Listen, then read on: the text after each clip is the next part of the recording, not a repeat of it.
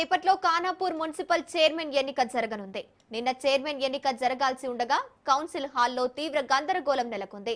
దీంతో election officer ఎన్నికను ఇవాల్టికి వాయిదా వేశారు.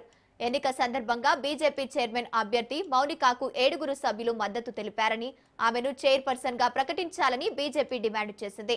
కాంగ్రెస్ అభ్యర్థికి కూడా 7 సభ్యులు మద్దతు తెలిపారని Khanapur MLA ex officio member Vedma Bojju పేర్కొన్నారు. దీంతో ఇరు వర్గాల మధ్య వాగ్వాదం చోటు చేసుకోవడంతో ఎమ్మెల్యే వెడ్మా బొజ్జు సమావేశం నుంచి వెళ్లిపోవడంతో ఎన్నిక వాయిదా పడింది. కాసేపట్లో ఖానాపూర్ మున్సిపల్ చైర్మన్ ఎన్నిక జరగనున్నట్టు తెలుస్తోంది. రైట్, ఇదే అంశానికి సంబంధించి పూర్తి డీటెయిల్స్ మా ప్రతినిధి శ్రీనివాస్ లైవ్ ద్వారా అందిస్తారు. శ్రీనివాస్, ఎన్నిక Khanapur municipal chairman vice chairman ఎన్నిక నిన్న వాయిదా పడింది. నిన్న గందరగోళ పరిస్థితి ఏర్పడింది.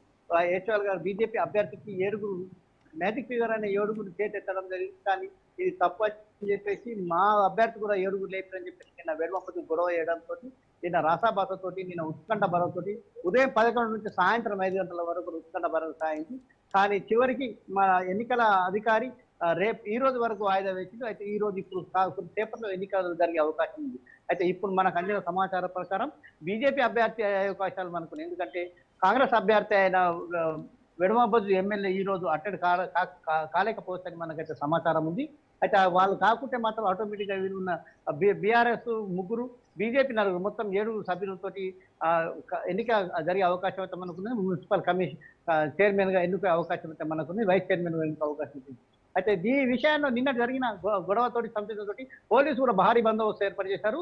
2 ఏఎస్లతోటి 2 డీఎస్లతోటి 10 మంది సీఏలతోటి 20 మంది మొత్తం 400 మంది సిబ్బందితోటి కవాతు కూడా నిర్వహించారు. ఖానాపూర్ రోడ్డు కవాతు కూడా నిర్వహించారు.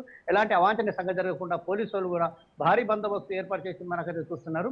కానీ ఒకవేళ ఎమ్మెల్యే అభ్యర్థి కాంగ్రెస్ అభ్యర్థి వెడమబొద్దు అలా సభ్యులు రాకుంటే ఆటోమేటిక్ గా ప్రశాంతంగా ఎన్నిక అయ్యే అవకాశం అయితే మనకు చాలా కనిపిస్తున్నది.